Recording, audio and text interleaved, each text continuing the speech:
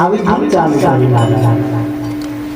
એટલે એનો અવાજ હરણ્યકશ્યપના દરબારમાં પહોંચ્યો કે ભગવાન હું છું, હે અને આ મારા વારો કે કોને લઠ્ઠે લઈ પહોંચ્યો છે?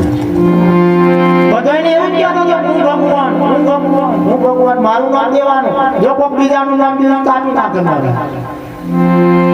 એવો હરણ્યકશ્યપ, કારણ કે આ બધું જોડતો હું કોઈના મરવાનો નહીં, હું કોઈના મરવાનો નહીં, મને કોઈ મારી શકે એવો છે જ કોણ? જે અહીંયા પર હતું એ બધું મેં માગી લીધું, કોને ના મરો તેનાથી ના મરો. હવે આપણને મારવા વાળું કોણ છે? એટલે આના કોણ હુમરો નેબરી ગયો અવાજ મહારાજા ધૂનનો. એટલે એને સૈનિકને મોકલ્યો, જા તપાસ કર કે આ ધૂન કોણ ચલાવે. સૈનિક આવ્યો, જોયું થોડું મોટું હતું, પાછળ છોકરો હતો વચ્ચે પ્રહલાદ. એટલે પેલો સૈનિક મય બેઠો કે આ ચલાવા હે લઈ જોવા. થોડો કામ મય ખસેડી મય ત્યાં આવવા પેલું જે ટોળું હતું ને એને સૈનિક અડી ગયું. તો મહારાજે કૂદવા લાગ્યા, એને ધૂન લાગી શ્રી રામ જય રામ જય જય રામ.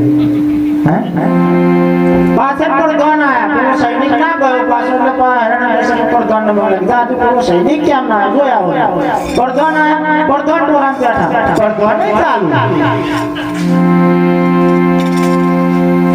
પછી એમના માને મોકલ્યા, જાવ જો કે તમે જોયા હોય. પ્રહલાદની માનું નામ કોણ ખબર છે?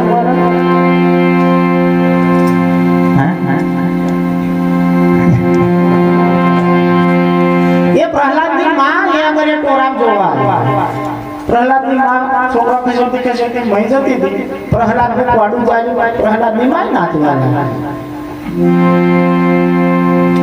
ફરી પેલો હરણ્યકશ્યપ બિચારો મને મારા બેટા જે જાય છે કોઈ પાછું નહીં આવી લાઈ મને દવા. આ તો એવા પોતે ભય પોરું ખસેડતો મય બેઠો, પડધરને ચાલ્યો, સૈનિકને ચાલ્યો, એન બૈરુને ચાલીને હેડી બહાર કાઢ્યા. આ શું માંગ્યું હે? મારા તેનું રૂવાડું ના. હરણ્યકશ્યપ આખો મય થઈ પેલા ઢહેલ્યા ત્યાં રૂવાડું ના આવ્યું. ઘણો ખરો આવો છે આવું ભજન ભગવાન કોઈ રૂવાડું નહીં આવ્યું. આજે છે કેમ એ તો કે જોજો એક જણ કહેવાનું પડશે, શું કરવું પડશે? અહીંયા આપણે માનવા નથી આવ્યા, અહીંયા આપણે માલવા આવ્યા છે. અહીંયા આ દેવને માલવા જેવું છે, અને એટલે જ કહ્યું છે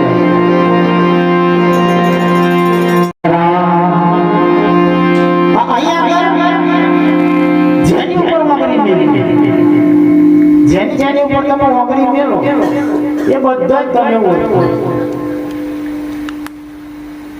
કૃષ્ણ જ્યારે 7 કોઠા યુદ્ધની વાત કરતા હતા, એકો છોકરો જવાનો હતો. 7 કોઠા યુદ્ધની વાત જ્યારે કરતા હતા ત્યારે સુભદ્રાના પેટમાં રહેલો અભિમન્યુ એ વાત ના કરતો. 6 કોઠા લગી કમ્પ્લીટ ચાલ્યું. સુભદ્રા ઊંઘી ગઈ તોય પાછું આકારાધીન. એટલે કૃષ્ણને લાગ્યું મોન ના મોન પણ સુભદ્રા ઊંઘે છે, પણ એની કઈ રહેલો અભિમન્યુ આ વાત ન. 6 કોઠા યુદ્ધની વાત ગણતો તો મહારાજે, અને એ 6 કોઠા શોના હતા? ધાતુના. 6 કોઠા ધાતુના અને 7મો છણ માટી. 6 કોઠા મહારાજ અભિમન્યુ એકલો નહીં, આપણે 6 કોઠાનું જાણીએ છીએ. 6 કોઠાનું યુદ્ધ આપણે ગણીએ છીએ. 6 કોઠા ધાતુના, સોનું ચાંદી રૂપિયું આ બધું તમે મહીથી લઈને આવ્યા છો. આનું જ્ઞાન આપવું ના પડે મહારાજ. આ ભજન હોય, ભજનની ચોપડીઓ હોય, તો આ ગારોની ચોપડીઓ નહીં આવતી મને. કોઈ છોકરો આવડી નહીં બોલતો, એ કોઈ કઈ નિહાળ છે. પણ જૂઠું વહેલું પકડાય કહેવાનો અર્થ જૂઠું વહેલું પકડાય છે ભજનની નોટો છે પણ ભજન ના આવતું પણ પેલું જે જૂઠું છે એવું વહેલું અસર કરે અને એટલે કર્યું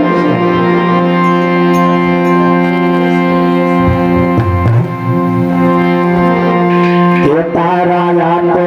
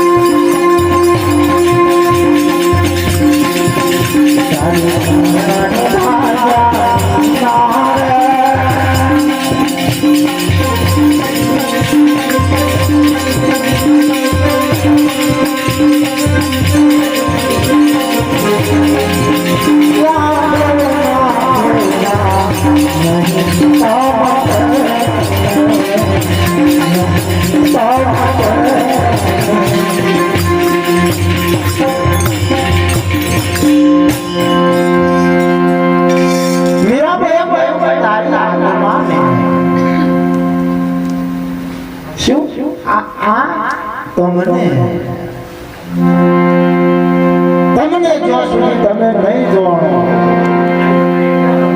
તો સુધી લખ 84 તળે એવી નથી અને એટલે કહ્યું છે